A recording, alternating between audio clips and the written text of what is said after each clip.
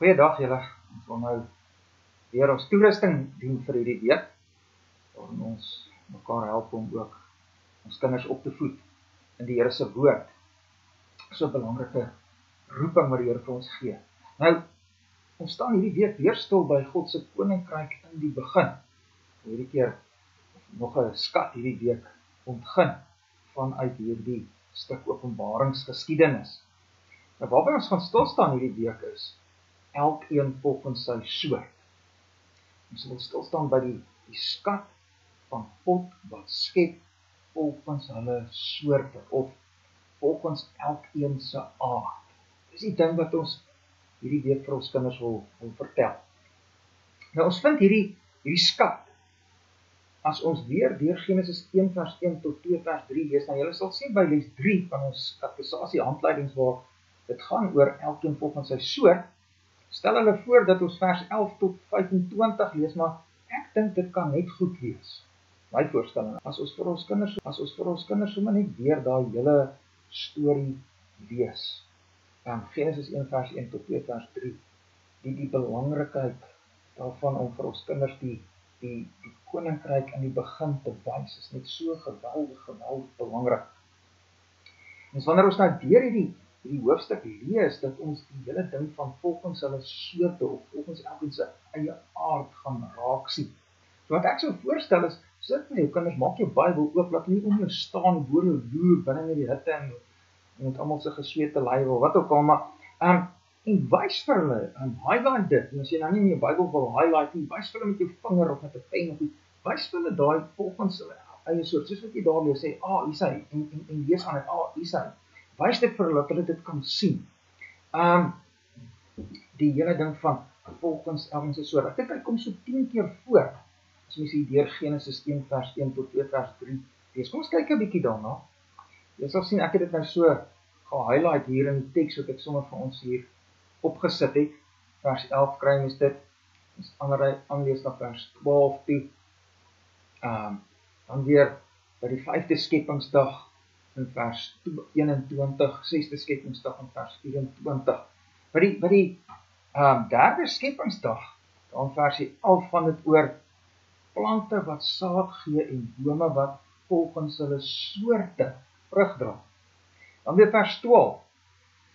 Die aarde het voortgebring grasspruitjies, plante wat saad gee volgens hulle soorte en bome wat vrugte dra waarin hulle saad is volgens hulle soorte.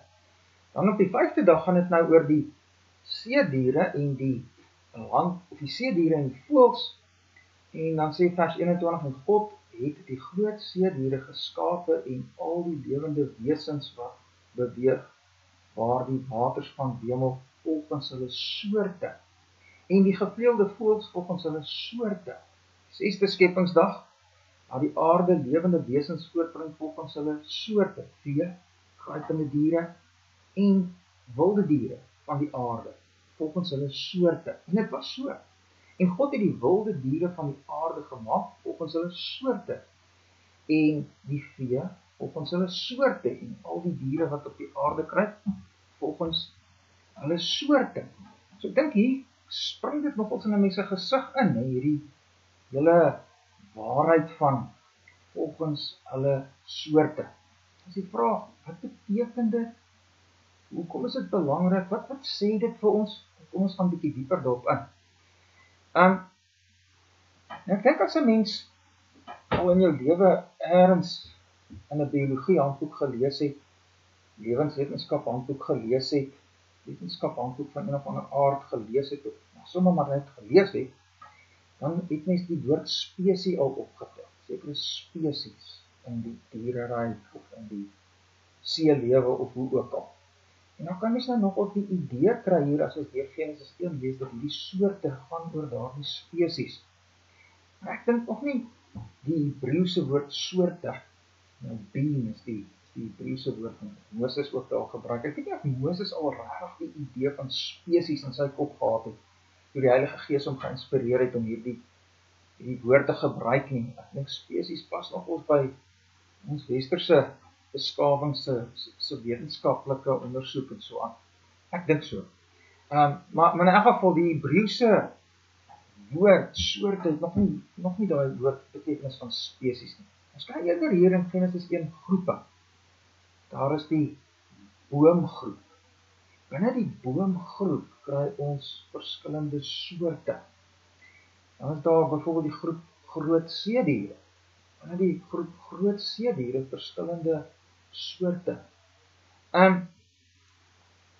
Nou dit laat mens nogals dink aan spesies, nee, maar die Hebreëse woord nou as mens in woordeboeke gaan opsoek, het nog nie heeltemal die betekenis van spesies. Ek dink dis die eerste ding wat ons moet raak sien, wat hier belangrik ook is.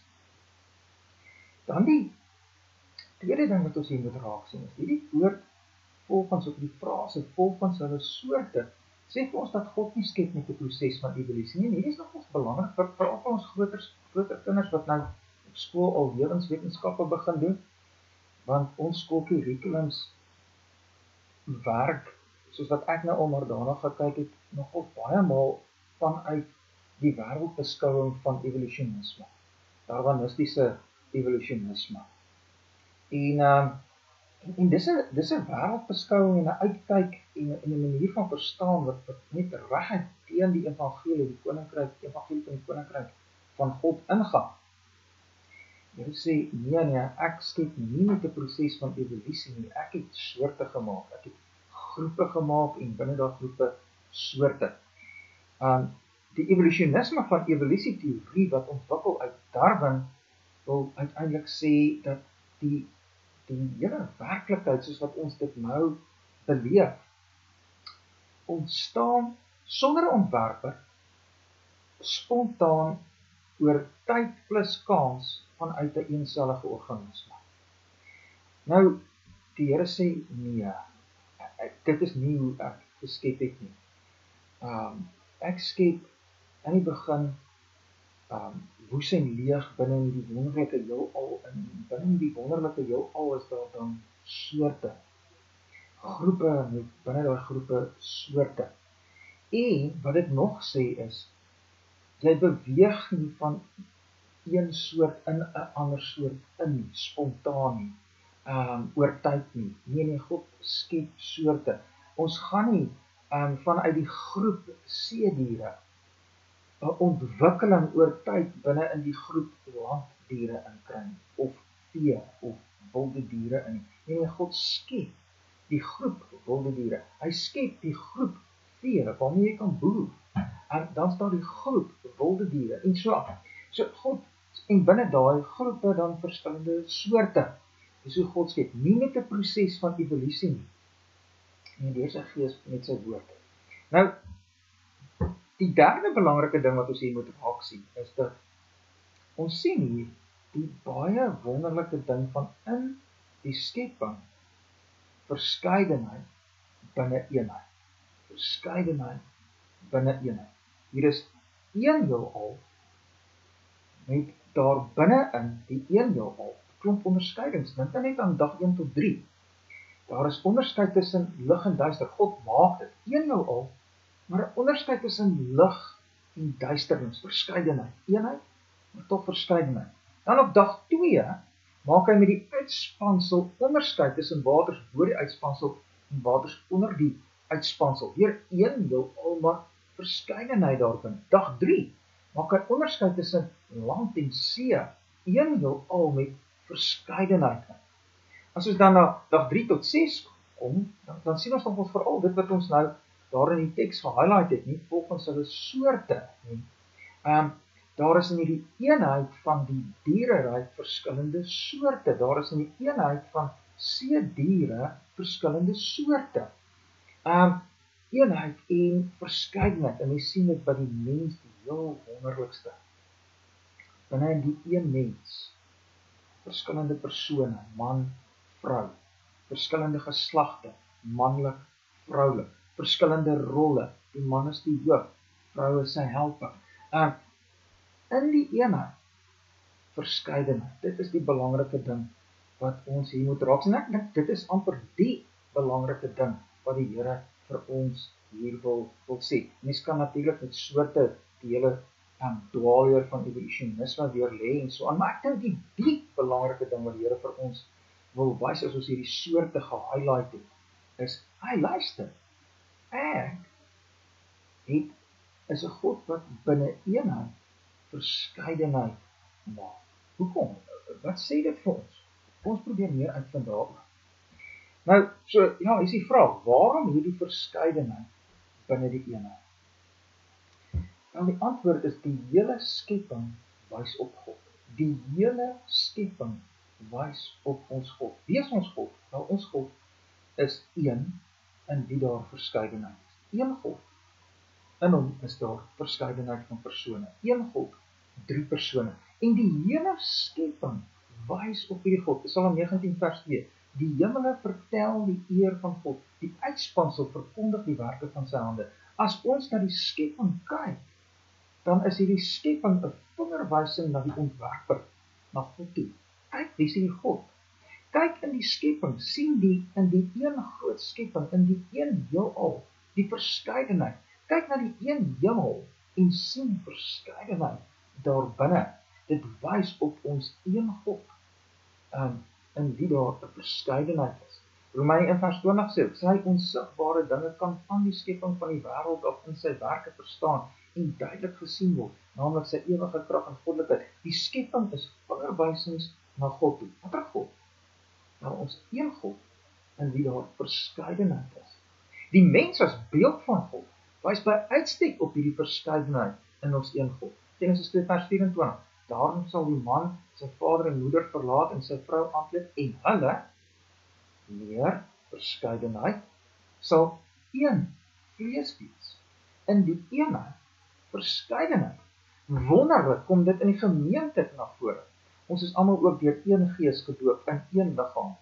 Of ons Jode of Grieke, slawe of vrymanne is. Kyk na die wonder, net een liggaam, een Jesus, een gemeente. Binne in die een gemeente, verskeidenheid, Jode, Grieke, verskeidenheid van klasse, slawe, vrymense, en eenheid, en binne die eenheid, verskeidenheid. Dis 'n geweldige belangrike ding wat ons hier moet raak sien. Die skepping vertel ons daarvan. Ons moet dit raak sien, dis 'n geweldige belangrike beginsel binne die koninkryk van God.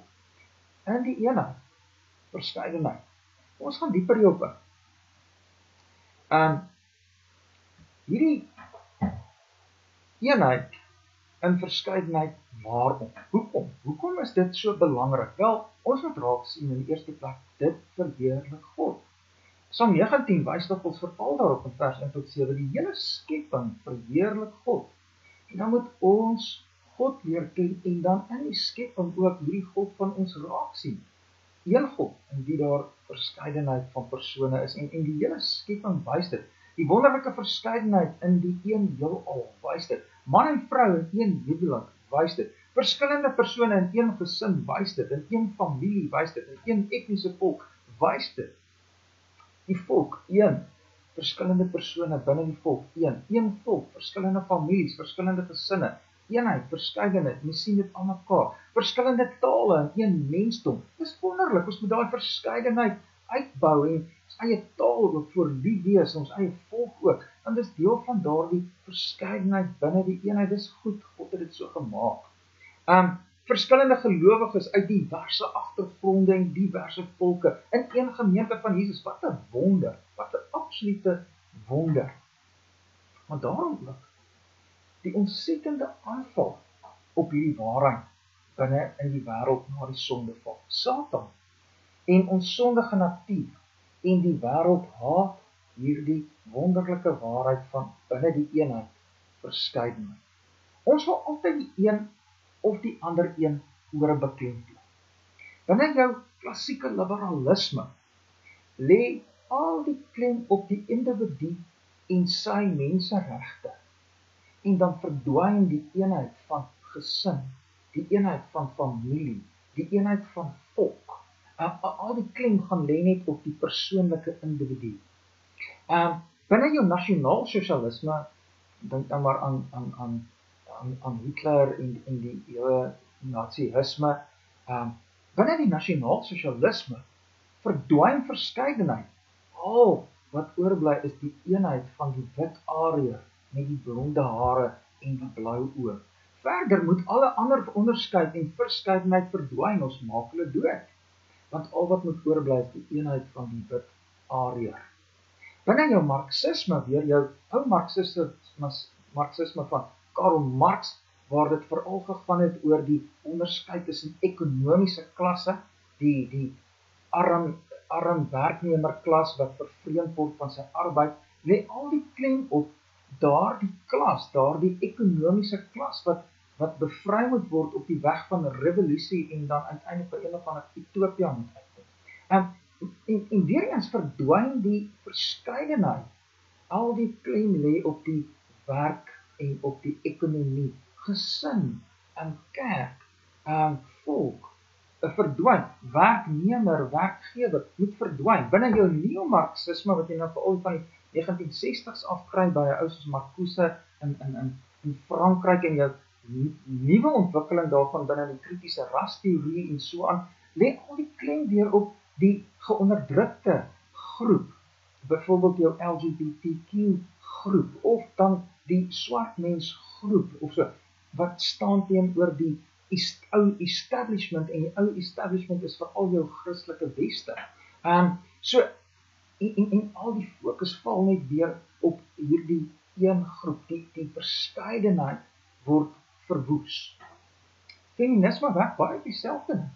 Die rolle tussen man en vrou word verwoes. Die ma-wees-rol word verkleineer en die werkende vrou verabsoluteer. En so gaan dit in die wêreld af. Die koninkryk van God vertel 'n ander storie. Dis die storie van een God in wie daar meer as een persoon is. Hierdie God besluit om 'n koninkryk te stig, 'n skepping te maak. In hierdie skepping word sy wese gereflekteer in 'n eenheelal verskeidenheid. En bo alles in die mens as sy beeld word hierdie eenheid en verskeidenheid uitgebou.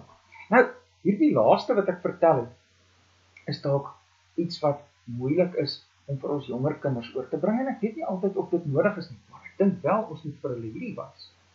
Binne die een gesin, verskillende persone, verskillende persoonlikhede, en dis goed so, en ons moet dit uitbou, maar nooit ten koste van die eenheid nie, of die eenheid in jou gesin, mag nooit ten koste van die verskillende kinders en verskillende persone in jou gesin wees nie, en wys dit vir hulle uit, wys die mooiheid uit van die soorte binne die skepping, wys die mooiheid uit in die nag, as jy op jou rug op die grasperk lê, en ons sien maan, son, sterre, en elkeen van hulle uniek en verskillend. God maak in die groot eenheid hierdie verskeidenheid. Wys vir hulle hoe wow is ons God. Binne in die skepping om ons, binne in onsself, binne in ons gesinne, binne in uiteindelik God se herskepping, die gemeente van Jesus Christus. Nou ja, julle moet 'n goeie week hê en vrede vir julle almal.